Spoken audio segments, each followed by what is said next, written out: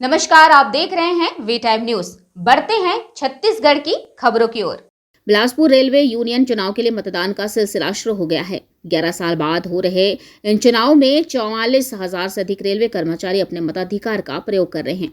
मतदान 4 से 6 दिसंबर तक चलेगा और इसके नतीजे 12 दिसंबर को घोषित किए जाएंगे। बिलासपुर, रायपुर और नागपुर मंडलों में 82 मतदान बूथ बनाए गए हैं।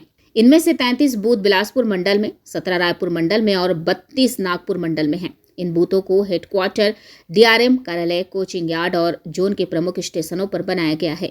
चुनाव में 6 यूनियन मैदान में हैं। इनमें मजदूर कांग्रेस और श्रमिक यूनियन प्रमुख दावेदार मानी जा रही है।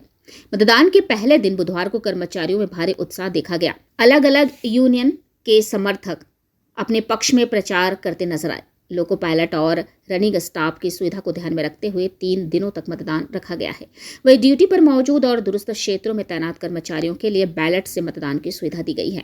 बताया जा रहा है कि लगभग 300 कर्मचारियों ने पोस्टल बैलेट के माध्यम से वोट डाला है।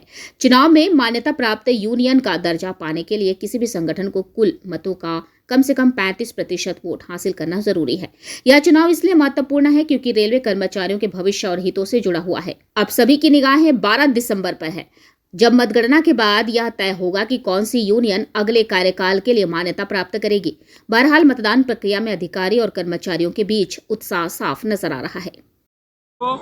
जो सरकार के दमनकारी नीतियों में सरकार का साथ देकर कर्मचारियों के अधिकारों को लगातार काट रहे हैं, तो ऐसे यूनियनों को रेलवे से जड़ से उखाड़ फेंकने के लिए पूरे भारतवर्ष में सभी कर्मचारी लामबंद हो गए हैं और उन्हीं के खिलाफ यह चुनाव पूरे भारत में हो रहा है, सभी जोनों में।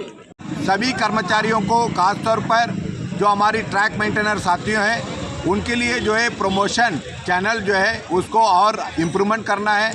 एलडीसी में जो है सभी को जो है भागीदारी के लिए ओपन टू ऑल करना है। कर्मचारियों की जो घर है और कॉलोनी, उसमें भी बहुत सुविधाओं के जो है इम्प्रूवमेंट चाहिए। इसके लिए एक स्पेशल फंड को भी जो है मांग हम लोग रखेंगे और इसी प्रकार का जो वर्किंग सिस्टम में है जो उसमें सुधार होना है। खासतौर पर जो है हमारी रनिंग स्टाफ के जो वर्किंग सिस्टम में सेफ्टी कैटेगरी में ट्रेन मूवमेंट से संबंधित सभी कर्मचारियों को शामिल करके उनके लिए रिस्क अलाउंस की जो है लागू करना है। इस प्रकार का कई हमारे जो मुद्दा है उसमें हम लोग काम करें। ये रेल मजदूर यूनियन हमारे जॉर्ज फर्नांडिस साहब की पार्टी है, बहुत पुरानी पार्टी है और जॉर्ज साहब एक लड़ाकू आदमी थे। उनके यूनियन को, रेल मजदूर यूनियन को हम लीड कर रहे हैं, आगे तक ले जाएंगे।